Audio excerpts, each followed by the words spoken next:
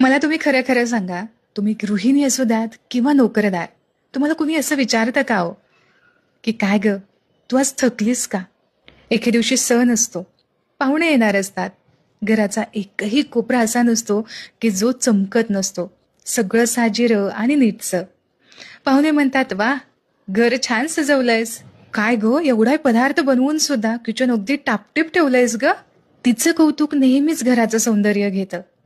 तिचा थकवा मात्र आवाज न करताही गिळून टाकला जातो. तिला कुणीच विचारत नाही, काय ग, थकलीस का तू जरा? बस, मी तुझ्यासाठी चहा करते, किंवा मी आज तुझ्यासाठी चहा करतो. गृहिणीला कधी असते सुट्टी? रविवार असो किंवा सोमवार असो, तिला कधीच सुट्टी नसते. तिचं ऑफिस म्हणजेच स्वयंपाकघर, संपूनही न संपणारं. तिची तक्रार फक्त मनातच असते आणि उत्तर फक्त हसू.